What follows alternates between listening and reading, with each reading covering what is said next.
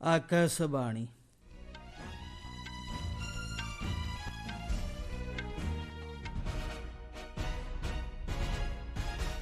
संवाद पढ़ुछंती महेश्वर साहू। मुख्य संवाद। जम्मू कश्मीर कठुआ जिला माचेदी अंचल में होइथिबा आतंकवादी आक्रमण को निंदा कले राष्ट्रपति द्रौपदी मुर्मू। आतंकवादी को ठाब करने लगी सुरक्षा बाहिनी द्वारा मिलित तलाशी अभियान जारी। शिक्षा एवं ज्ञान को मानवतार उपकार पर व्यवहार करने लगी छात्र छात्री को परामर्श देले राष्ट्रपति द्रौपदी मुर्मू। 22तम भारत रूस वार्षिक शिखर सम्मेलन में सह अध्यक्षता करेंगे प्रधानमंत्री नरेंद्र मोदी। एवं भारत जो लक्ष्य निर्धारण करुछि ताहा हासिल करुछि मस्कोठारे भारतीय समुदाय को संबोधित करी कहले प्रधानमंत्री।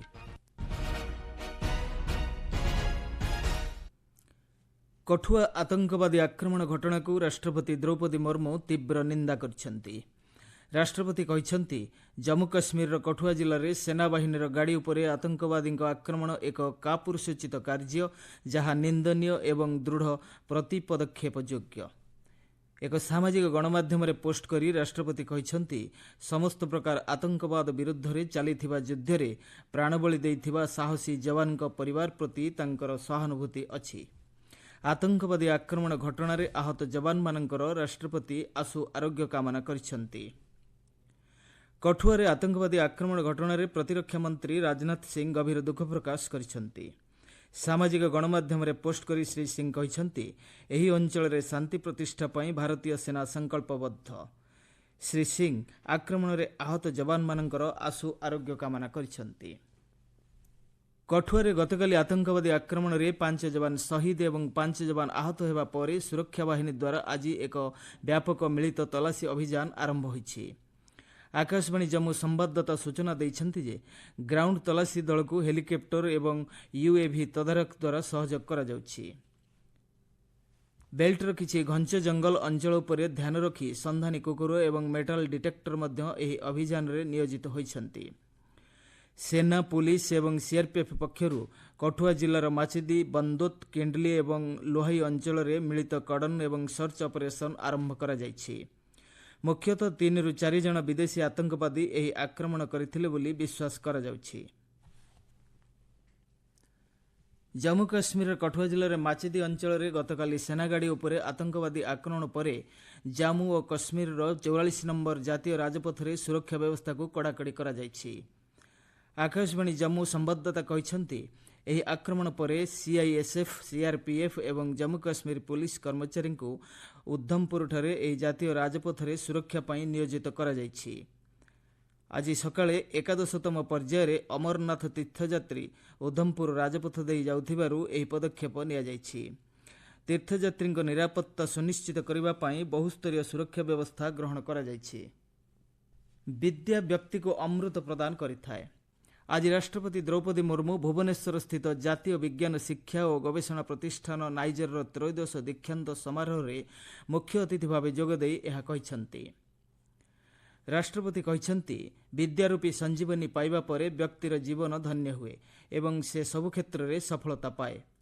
राष्ट्रपति स्नातक छात्र छात्री माननकु सेमानक सफलता पई शुभेच्छा जणाइबा सह आगामी दिन में सेमानकर शिक्षा एवं ज्ञान को मानवतार उपकार पई व्यवहार करबा लागि परामर्श दैछन्ति।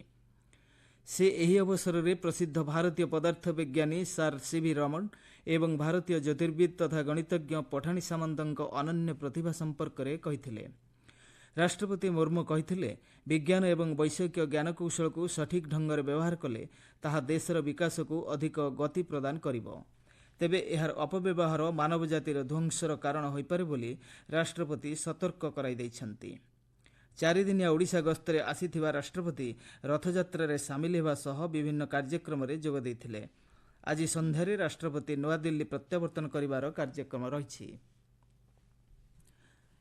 प्रधानमंत्री नरेंद्र मोदी रूस राष्ट्रपति व्लादिमीर पुतिन को सह आज 22तम भारत रूस वार्षिक शिखर सम्मेलन में सह अध्यक्षता करेंगे। एही अवसर में उभय नेता दुई देश मध्य विभिन्न क्षेत्र में जारी रही कार्यक्रम गुड़िकर समीक्षा करेंगे। ସେଥିମଧ୍ୟରେ ପ୍ରତିରକ୍ଷା, ବାଣିଜ୍ୟ, ପୁଞ୍ଜିନିବେଶ, ଶକ୍ତି, ଶିକ୍ଷା, ସଂସ୍କୃତି ଏବଂ ଦୁଇ ଦେଶର ଲୋକଙ୍କ ମଧ୍ୟରେ ବିଭିନ୍ନ କ୍ଷେତ୍ରରେ ସହଯୋଗ ସମେତ ଆପୋଷ ସ୍ୱାର୍ଥ ଜଡ଼ିତ ଦ୍ୱିପକ୍ଷୀୟ ପ୍ରସଙ୍ଗ ଉପରେ ସମୀକ୍ଷା କରାଯିବ। ଏହାଛଡ଼ା ଆପୋଷ ସ୍ୱାର୍ଥ ଜଡ଼ିତ ବିଭିନ୍ନ ଆଞ୍ଚଳିକ ତଥା ବୈଶ୍ୱିକ ପ୍ରସଙ୍ଗଗୁଡ଼ିକ ଉପରେ ମଧ୍ୟ ଉଭୟ ନେତା ଆଲୋଚନା କରିବେ ବୋଲି ଜଣାପଡ଼ିଛି। ସେହିଭଳି ବ୍ରିକ୍ସ, ସାଂଘାଇ ସହଯୋଗ ସଂଗଠନ, G20, ପୂର୍ବ ଏସୀୟ ସମ୍ମିଳନୀ ଏବଂ ମିଳିତ ଜାତିସଂଘ ଭଳି ଆନ୍ତର୍ଜାତୀୟ ସଂଗଠନଗୁଡ଼ିକରେ ଦ୍ୱିପକ୍ଷୀୟ ସହଭାଗିତାର ସ୍ଥିତି ଉପରେ ଶ୍ରୀ ମୋଦି ଓ ଶ୍ରୀ ପୁତିନ ମିଳିତ ଭାବେ ସମୀକ୍ଷା କରିବାର କାର୍ଯ୍ୟସୂଚୀ ରହିଛି। ଆପଣମାନେ ସମ୍ବାଦ ଶୁଣୁଛନ୍ତି ଆକାଶବାଣୀର। तारीख पे तारीख, तारीख पे तारीख। लेकिन अब ऐसा नहीं, FIR करना आसान नहीं। आसान बन गया अब। पता नहीं जांच में कुछ हो भी रहा है या नहीं। अब पूरी जानकारी मिलेगी। क्या मोबाइल में जो फोटो है उसे सबूत मानेंगे वो? माना जाएगा दोस्त। छोड़ो कल की बातें, कल की बात पुरानी, नए कानून लिखेंगे नए भारत की कहानी। ये नई आजादी, ये नई आजादी। ये सुधारवादी हैं, नहीं है ये दंड प्रधान। टेक्नोलॉजी का अधिक उपयोग, मिलेगा तेज न्याय। पीड़ित को ये देते हैं कई नए अधिकार। अपराधों के लिए हैं इसमें कड़े प्रावधान। न्याय केंद्रित कानून लिखेंगे अब नए भारत की कहानी। नए आपराधिक कानून 1 जुलाई 2024 से लागू। आजाद भारत, अपने कानून। आजादी, ये नई आजादी। केंद्र सरकार तांक तृतीय कार्यकाଳରେ ଭାରତକୁ ବିଶ୍ୱର ତୃତୀୟ ସର୍ବବୃହତ ଅର୍ଥବ୍ୟବସ୍ଥାରେ ପରିଣତ କରିବାକୁ ଲକ୍ଷ୍ୟ ରଖିଛନ୍ତି ବୋଲି ପ୍ରଧାନମନ୍ତ୍ରୀ ନରେନ୍ଦ୍ର ମୋଦି କହିଛନ୍ତି। ରୁଷର ମସ୍କୋଠାରେ ଭାରତୀୟ ସମୁଦାୟକୁ ସମ୍ବୋଧିତ କରି ପ୍ରଧାନମନ୍ତ୍ରୀ ଶ୍ରୀ ମୋଦି କହିଛନ୍ତି, ଆଜିର ଭାରତ ଯେଉଁ ଲକ୍ଷ୍ୟ ନିର୍ଦ୍ଧାରଣ କରୁଛି ତାହାକୁ ହାସଲ କରୁଛି। ସେ କହିଛନ୍ତି, ତୃତୀୟ ଥର ପାଇଁ ତାଙ୍କ ସରକାର ଗଠନ ହେବା ପରେ ପ୍ରବାସୀ ଭାରତୀୟଙ୍କ ସହ ଏହା ତାଙ୍କର ପ୍ରଥମ ଆଲୋଚନା। ପ୍ରଧାନମନ୍ତ୍ରୀ କହିଛନ୍ତି, ସେ 3 ଗୁଣ ଅଧିକ ଶକ୍ତି ଓ ବେଗରେ କାମ କରିବା ପାଇଁ ସଂକଳ୍ପ ନେଇଛନ୍ତି। ଭାରତ ଆଜି ବିଶ୍ୱକୁ ଡିଜିଟାଲ କାରବାରର ସବୁଠାରୁ ବିଶ୍ୱସନୀୟ ମଡେଲ ପ୍ରଦାନ କରୁଛି ଏବଂ ସାମାଜିକ କ୍ଷେତ୍ରର ଉତ୍କୃଷ୍ଟ ନୀତି ଜରିଆରେ ନିଜର ନାଗରିକମାନଙ୍କୁ ସଶକ୍ତ କରୁଛି। ପ୍ରଧାନମନ୍ତ୍ରୀ କହିଛନ୍ତି, ବିଗତ 10 ବର୍ଷ ମଧ୍ୟରେ ଭାରତ ଯେଉଁ ବିକାଶର ଗତି ହାସଲ କରିଛି ତାହାକୁ ଦେଖି ସମଗ୍ର ବିଶ୍ୱ ଚକିତ ହୋଇଯାଇଛି। ସମଗ୍ର ବିଶ୍ୱରୁ ଭାରତକୁ ଆସୁଥିବା ଲୋକମାନେ ଦେଶ ରୂପାନ୍ତରିତ ହୋଇଛି ବା କହୁଛନ୍ତି। ଭାରତର ଏହି ପରିବର୍ତ୍ତନ କେବଳ ବ୍ୟବସ୍ଥା ଏବଂ ଭିତ୍ତିଭୂମି କ୍ଷେତ୍ରରେ ନୁହେଁ, ବରଂ ଦେଶର ପ୍ରତ୍ୟେକ ନାଗରିକ ଏବଂ ଯୁବପିଢ଼ିଙ୍କ ଆତ୍ମବିଶ୍ୱାସରେ ମଧ୍ୟ ଏହି ପରିବର୍ତ୍ତନ ଦେଖିବାକୁ ମିଳିଛି।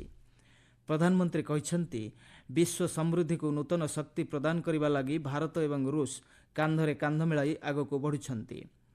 ଦୁଇ ଦେଶ ମଧ୍ୟରେ ସମ୍ପର୍କକୁ ସୁଦୃଢ଼ କରିବା ଲାଗି ରାଷ୍ଟ୍ରପତି ପୁତିନଙ୍କ ନେତୃତ୍ୱକୁ ଶ୍ରୀ ମୋଦି ପ୍ରଶଂସା କରିଛନ୍ତି। ଭିନ୍ନକ୍ଷମଙ୍କ ଜୀବନଧାରଣ ମାନ ବୃଦ୍ଧି ପାଇଁ ନିଯୁକ୍ତି, ଶିକ୍ଷା ଏବଂ ସହାୟକ ପ୍ରଯୁକ୍ତିବିଦ୍ୟା 3ଟି ସ୍ତମ୍ଭ ବୋଲି ସାମାଜିକ ନ୍ୟାୟ ଏବଂ ସଶକ୍ତିକରଣ ମନ୍ତ୍ରଣାଳୟ ସଚିବ ରାଜେଶ ଅଗ୍ରୱାଲ କହିଛନ୍ତି।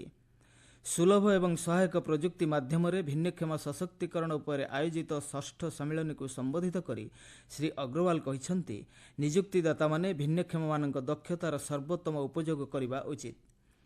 ଗୁଣାତ୍ମକ ବିଷୟବସ୍ତୁ ବ୍ୟତୀତ ଶିକ୍ଷା କ୍ଷେତ୍ରରେ ଭିନ୍ନକ୍ଷମମାନଙ୍କ ପାଇଁ ସହାନୁଭୂତି ଏବଂ ବୃତ୍ତିଗତ ସହଯୋଗର ଆବଶ୍ୟକତା ରହିଛି। ଆଞ୍ଚଳିକ ଉନ୍ନୟନ କାର୍ଯ୍ୟକ୍ରମ CSR ପଦକ୍ଷେପ ସହିତ ସହାୟତାର ନୂତନ ମାଧ୍ୟମ ଖୋଜିବା ପାଇଁ ଶ୍ରୀ ଅଗ୍ରୱାଲ ଘରୋଇ କମ୍ପାନୀଗୁଡ଼ିକୁ ଆହ୍ୱାନ ଦେଇଛନ୍ତି। ପଞ୍ଜାବରେ ଜାଳନ୍ଦର ପଶ୍ଚିମ ସଂରକ୍ଷିତ ବିଧାନସଭା ନିର୍ବାଚନ ମଣ୍ଡଳୀରେ ଆସନ୍ତାକାଲି ଉପନିର୍ବାଚନ ଅନୁଷ୍ଠିତ ହେବ। ସକାଳ 7ଟାରୁ ସନ୍ଧ୍ୟା 6ଟା ଯାଏ ମତଦାନ ଚାଲିବ।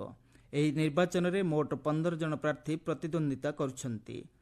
ନିର୍ବାଚନ ମଣ୍ଡଳୀର ମୋଟ 1,72,020 ଜଣ ଭୋଟରଙ୍କ ପାଇଁ 161ଟି ମତଦାନ କେନ୍ଦ୍ରର ବ୍ୟବସ୍ଥା କରାଯାଇଛି। ନିର୍ବାଚନକୁ ଶାନ୍ତି ଶୃଙ୍ଖଳାର ସହ ସମାପନ କରିବା ପାଇଁ ସୁରକ୍ଷା ବ୍ୟବସ୍ଥାକୁ କଡ଼ାକଡ଼ି କରାଯାଇଛି। ସମ୍ବାଦ ଶେଷ ହେବା ପୂର୍ବରୁ ମୁଖ୍ୟ ସମ୍ବାଦ ପୁଣି ଥରେ। ଜାମ୍ମୁ କାଶ୍ମୀରର କଠୁଆ ଜିଲ୍ଲା ମାଚେଦି ଅଞ୍ଚଳରେ ହୋଇଥିବା ଆତଙ୍କବାଦୀ ଆକ୍ରମଣକୁ ନିନ୍ଦା କଲେ ରାଷ୍ଟ୍ରପତି ଦ୍ରୌପଦୀ ମୁର୍ମୁ। ଆତଙ୍କବାଦୀଙ୍କୁ ଠାବ କରିବା ଲାଗି ସୁରକ୍ଷା ବାହିନୀ ଦ୍ୱାରା ମିଳିତ ତଲାସୀ ଅଭିଯାନ ଜାରି। ଶିକ୍ଷା ଏବଂ ଜ୍ଞାନକୁ ମାନବତାର ଉପକାର ପାଇଁ ବ୍ୟବହାର କରିବା ଲାଗି ଛାତ୍ରଛାତ୍ରୀଙ୍କୁ ପରାମର୍ଶ ଦେଲେ ରାଷ୍ଟ୍ରପତି ଦ୍ରୌପଦୀ ମୁର୍ମୁ।